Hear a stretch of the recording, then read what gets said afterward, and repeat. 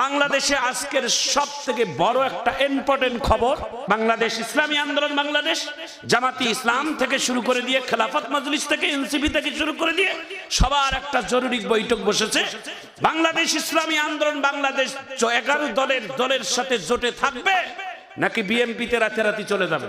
কিছুদিন আগে ইসলামী আন্দোলন বাংলাদেশের নায়েবে আমির বাংলাদেশের অন্যতম একটা বড় দলের মহাসচিবকে আতর মাখাই দিছে, তার সুগন্ধিত অলরেডি সারা বাংলাদেশে পড়েই গেছে। এই হিসেবে বাংলাদেশের অনেক মানুষ চিন্তা করতেছে বাংলাদেশ ইসলামী আন্দোলন বাংলাদেশ কি 11 দলে থাকবে নাকি জোট ভেঙে যাবে। তো জোট যদি ভেঙেই যায় তাহলে কি ইসলামী দলগুলো বাংলাদেশ যে বড় শক্তি দল জামাত ইসলাম থেকে শুরু করে দিই, এরা কি সামনের কি দুর্বল হয়ে যাবে নাকি শক্তিশালী থাকবে? ভাইজান আমার, বন্ধুগণ আমার, কারোর জন্য কেউ দুর্বল হয় না। আর ইমানের শক্তি চেতনা যার মধ্যে আছে তারা কখনো চেয়ারে বসবে এটা না, আল্লাহর আইন বাস্তবায়নের জন্য চেষ্টা করবে, এটা আমার ইবাদতের মতো। কথা বলেন ঠিক না? আমাকে এমপি হতে হবে, আমাকে চেয়ার পেতে হবে, আমাকে গাড়ি বাড়ি পেতে হবে, আমাকে রাষ্ট্র ক্ষমতায় যেতে হবে, এমন লোভ লালসা যার অন্তরে আছে তারা দুনিয়ার ধোকায় পড়ছে। কথা কোন ঠিক? আমার একটা ইবাদত, আমার একটা দায়িত্ব ইসলামী দ্বীন কায়েম করা। আমিন আমিন। এটাই হলেন আমার উদ্দেশ্য, আমার স্বপ্ন এটাই। একটু আমিন বলেন। আমিন। প্রিয় ভাইরা আমার, প্রিয় বন্ধুরা আমার, সারা পৃথিবীর একজন কোরআনের পাখি যিনি জননন্দিত মুফাসসির, তার মতো এত সুন্দর সুললিত বক্তা, এত সুন্দর তাফসীর কারক, এত সুন্দর মানুষের ভালোবাসার বক্তা যার কোনো পার্শ্ব প্রতিক্রিয়া নাই। বাংলাদেশের যতই ভাইরাল বক্তা হোক কিছু না কিছু পার্শ্ব প্রতিক্রিয়া থাকে, কিন্তু কোরআনের পাখি আল্লামা দেলওয়ার হোসেন সাঈদীর বক্তব্যে কোনো পার্শ্ব প্রতিক্রিয়া নাই। না সুন্নি, না কওমি, না আলিয়া, সর্বজনীন উলামায়ে কেরামেরা তাকে তার মুখে মাথার তাজ মনে করে। জোরে বলুন ঠিক না? কারণ তিনি ধারাবাহিকভাবে কোরআনের যেভাবে তাফসীরগুলো করত, মানুষ রাত কি রাত শুনতো, ঘন্টা কি ঘন্টা শুনতো। একটু জোরে বলুন ঠিক না? তার কোরআনের তাফসীর শুধু বাংলাদেশে না, শোনার পরে মারহাবা বলবেন। আমরা বিশ্বের অনেক দেশ আল্লাহ তাআলা আমাকে নিয়েছে, একেবারে কাতার, কুয়েত, তারপরে আপনার সৌদি আরব তো আল্লাহ তাআলা নিজের জন্মভূমির মতো সব সময় দেয়। তারপরে আল্লাহ তাআলা ইন্ডিয়ায় অনেকবার সফর করছি। ইন্ডিয়ার মতো দেশ, এই 5ই আগস্টের পরে পরে আমি গিয়েছিলাম, সেখানকার দেশে সাঈদীর বক্তব্যের রেকর্ড বাজে। মারহাবা কর। মদিনার অলিতে গলিতে, কাতারের এয়ারপোর্টে, দুবাইয়ের এয়ারপোর্টে, সৌদি আরবের এয়ারপোর্টে আমাদের কোরআনের পাখি আল্লামা দেলওয়ার হোসেন সাঈদীর বক্তব্যের রেকর্ড বাজে। আর আমাদের দেশে এমন একটা ছিল যে এক সময় সাঈদীর রেকর্ড বাজলেই রাতারাতি ওকে ধরে নিয়ে যায়। কথা কোন ঠিক? লোকটা অপরাধ করতেই পারে, কিন্তু কোরআনের কথা তো কোনো শোনা অপরাধ না। কথা কোন ঠিক?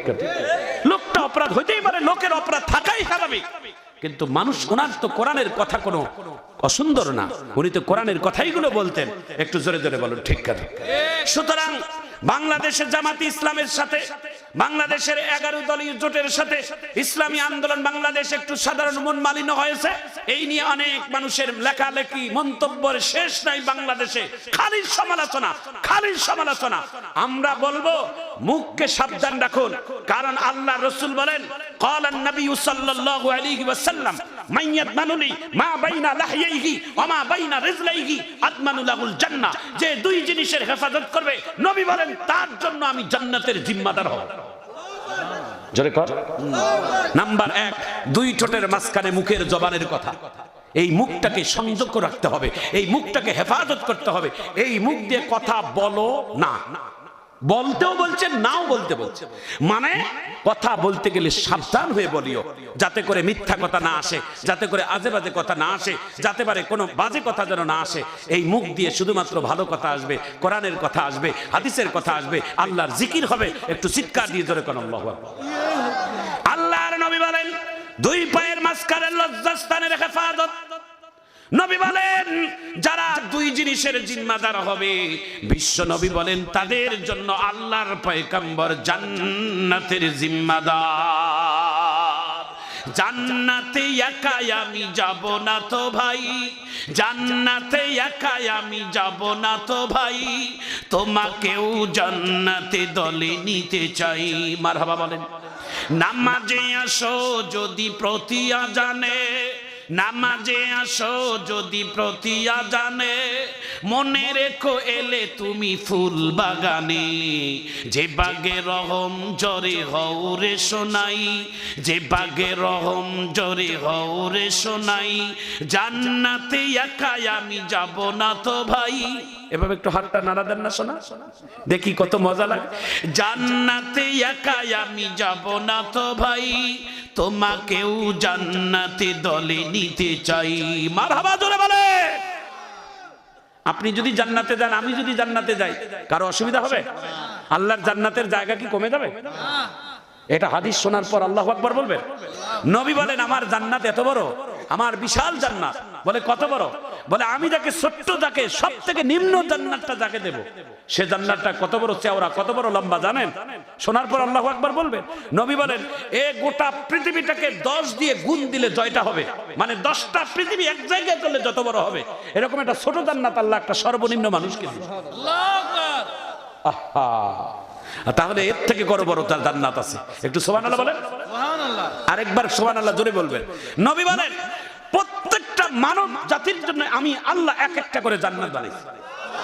নমরুদের জন্যও জান্নাত আছে, ফেরাউনের জন্য আছে, হামানের জন্য বানাইছে, কারুনের জন্য বানাইছে, আবু জেহেলের জন্য আছে, আবু লাহাবের জন্য আছে। তো ওরা তো জান্নাত না গেলে ওদের জান্নাত কেন হয়েছে?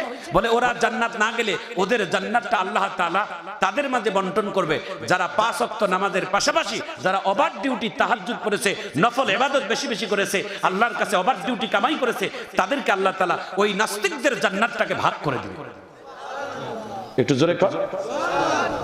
বেজার হচ্ছেন? একটু আমিন কর। এই জন্য জান্নাত যাবো তো ইনশাআল্লাহ। আল্লাহ যেন কবুল করেন, একটু আমিন বলেন। ভাইয়েরা আমার, বন্ধুরা আমার, দিলের কান লাগাই শোনেন অল্প একটু কথা। হযরতে দাগিয়াতুল কলবি রাদিয়াল্লাহু তাআলা আনহু ডাক দিয়ে বলেন ইয়া রাসূলুল্লাহ, ইয়া হাবিবাল্লাহ, শুধু তাই নয়, আমার মেয়েটা যখন আমার স্ত্রীর পেট থেকে হয়েছে তখন তো আমি একই দেশের বাহিরে ছিলাম। আমার স্ত্রী আমাকে পত্রের মাধ্যমে লিখে পাঠাইলেন, ওগো স্বামী, আপনার একটা কন্যা সন্তান দান করেছে আমার পেট থেকে। এই কন্যা সন্তানটার নাম রাখলাম জামিলা। জামিলার অর্থ হচ্ছেন সুন্দরী। এর থেকে সুন্দর আর কেউ নাই, এই জন্য আমি সুন্দর হিসেবে আমি সুন্দরী নাম রেখে দিলাম। স্বামী কোনো প্রশ্নের উত্তর দিল না।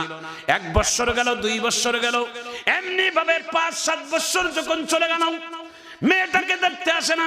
হঠাৎ করে দাগিয়াতুল কলবি নিজের বাড়িতে যখন আসলেন, এসেই সিদ্ধান্ত নিলেন আমার এই মেয়েটাকে আমি চোখের সামনে দেখতে চাই না। রাত্রের বেলা ঘরের মধ্যে যে রাত্রি যাপন করেছেন, সারা রাত মেয়েটা বাবার কোলের মুখের মধ্যে মাথা লাগাইয়া ঘুমাইতো। সকালবেলা মেয়েটার বাবা দাগিয়াতুল কলবি স্ত্রীকে ডাক দিয়ে বলে, বিবি রে, আমার মেয়েটাকে তুমি গোসল করে নতুন কাপড় পরিধান করে দাও। সুবহানাল্লাহ বলে।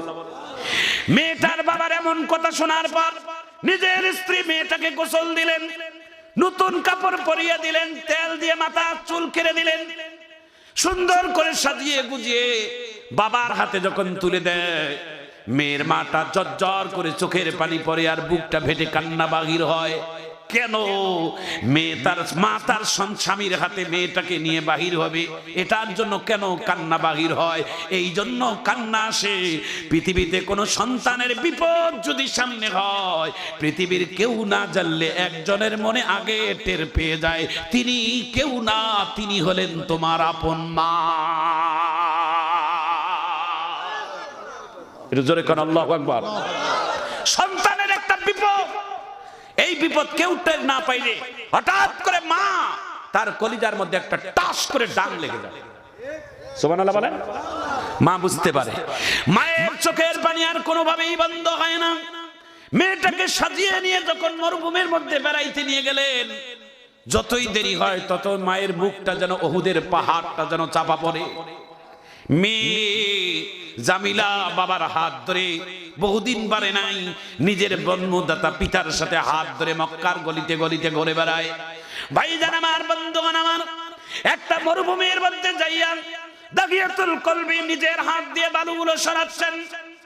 বালু সরার পর একটা গর্ত যখন হয়ে গেলেন, জামিলার বয়স তখন অল্প, দিলটা নরম করে দেন। আমার পদ্মার আড়ালের মা, আপনারাও ভালো করে শোনেন। জামিলা ছোট্ট মেয়ে, নিজের শরীরের কামিজ দিয়ে, নিজের শরীরের জামা দিয়ে আব্বু দাহিয়াতুল কলবিকে গর্ত খনন করতে গিয়ে মাথার ঘাম বাহির হচ্ছে। মেয়েটা নিজের কামিজ দিয়ে বাবার কপালের ঘামগুলো মুছে দেয় আর বলে, আব্বু কেন এত গভীর, এত গহীন রৌদ্রের মধ্যে তুমি কেন এমন করে গর্ত করো আব্বু? কোনো জবাব দেয় না, নিজের হাত দিয়ে মাথার ঘামগুলো তার মেয়েটা বাবার ঘাম মুছে দেয়। মেয়েরা হচ্ছেন বাবাদের একটু হলেও ভক্ত বেশি। মা বাবার জন্য সব থেকে হৃদয়টা সব থেকে দুর্বল হয়ে থাকে মেয়েদের। যতই স্বামীর বাড়িতে সুখে থাক, মেয়েরা হচ্ছেন বাবা আমার আজীবন ভক্ত। বাবা মার নাম তুলে এই জন্য আল্লাহ রসুল গালি দিতে নিষেধ করেছে। কন্যা সন্তানের পিতারা কোনদিন কন্যা সন্তানের পিতাদের নাম তুলে গালি দিও না। স্ত্রীর অপরাধ পেয়ে স্ত্রীকে ছোটখাটো শাসন করবা, তার বাবা মার নাম তুলে গালি দিও না। কারণ যদি কোনো স্ত্রীর কন্যা সন্তানের পিতা মাতার নাম তুলে গালি দাও, আমি নবীকে গালি দেওয়া হবে, কারণ আমি নবী হচ্ছি কন্যা সন্তানের পিতা। সুবহানাল্লাহ বলে। আমার ভাইয়েরা, আমার বন্ধুরা, আমার কন্যা সন্তান পিতা মাতার জন্য বড় নিয়ামত। কন্যারা হচ্ছেন বাবাদের জন্য বড় নিয়ামত। যেই বাড়িতে কন্যা সন্তান থাকে, বাড়ির মধ্যে কলিং বেল টিপলে সবার আগে মা তোমার মেয়েটা দৌড় দিয়ে বাবাকে রিসিপশন করার জন্য দৌড় দিয়ে দেয়।